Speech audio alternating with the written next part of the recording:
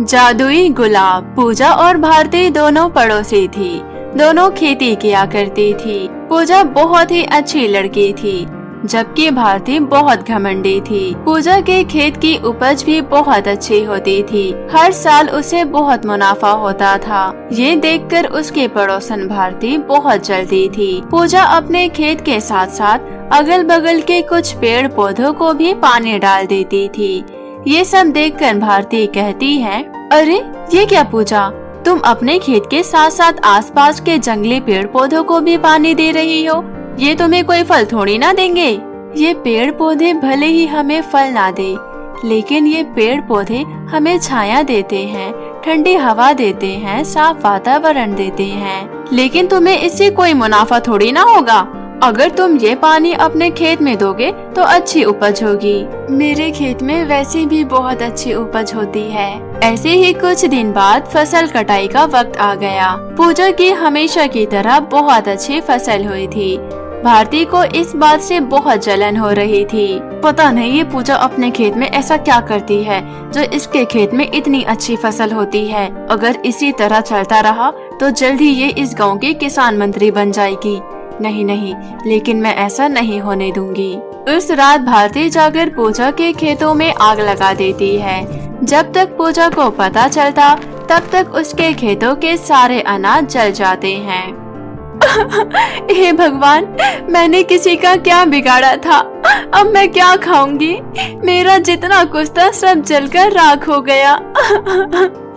तभी वहाँ पर भारती आती है और कहती है, हाँ सब जल गया।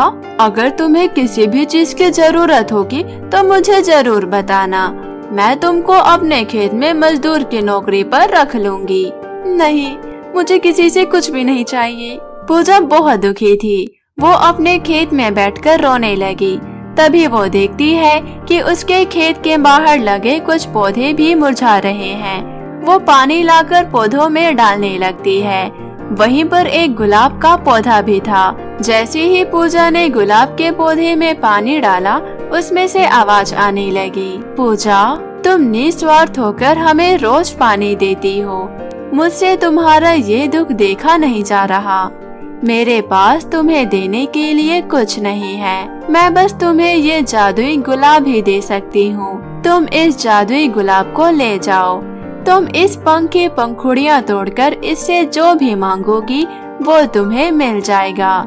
लेकिन इस बात का ध्यान रखना, कभी भी ज्यादा स्वार्थी बनकर इसका इस्तेमाल मत करना, वरना इसकी सारी पंखुड़ियाँ झड़ जाएगी। मैं हमेशा इस बात का ध्यान रखूंगी।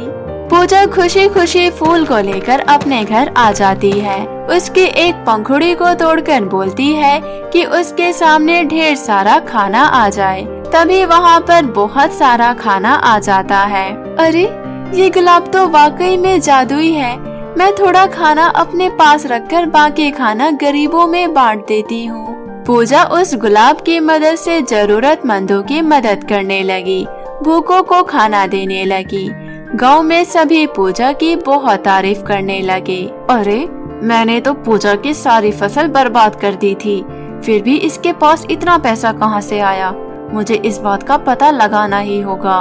उस रात भारती चुपके से पूजा की खिड़की के पास बैठ गई और चुप कर देखने लगी। तभी पूजा उस जादुई गुलाब से ढेर सारा खाना मांगती है। तुरंत ही वहाँ खाना भी आ जाता है। ये सब भारती देख लेती है। अच्छा तो ये बात है। तो इस तरह पूजा सबकी मदद करती है। इन सब के पीछे जादुई गुलाब का हाथ है। मैं इस जादुई गुलाब को चुरा लेती हूँ, फिर मैं इससे बहुत सारा पैसा मांगकर इस गांव की सबसे अमीर बन जाऊंगी। भारती उस जादुई गुलाब को चोरी कर अपने घर ले जाती है और उसके एक पंखुड़ी तोड़कर बोलती है, हे जादुई गुलाब, मुझे बहुत सारा पैसा दे दो। भारती इतना कहती ही है कि उस जादुई गुलाब की सारी पंखुड़ियाँ टूटकर नीचे गिर जाती है और उसके घर का सारा सामान भी गायब हो जाता है। अरे अरे ये क्या हो गया। मैं तो लुट गई। धन तो आया ही नहीं, लेकिन मेरा धन चला गया। हे भगवान, ये क्या हो गया।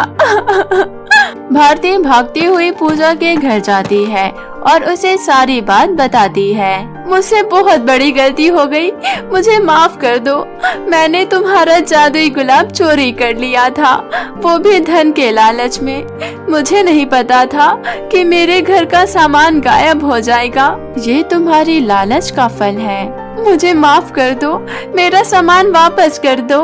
पूजा भारती के घर जाकर सारी पंखुड़ियों को अपने हाथ में उठा लेती है। वो जादुई गुलाब फिर से पहले जैसा हो जाता है और भारती का सामान भी वापस आ जाता है।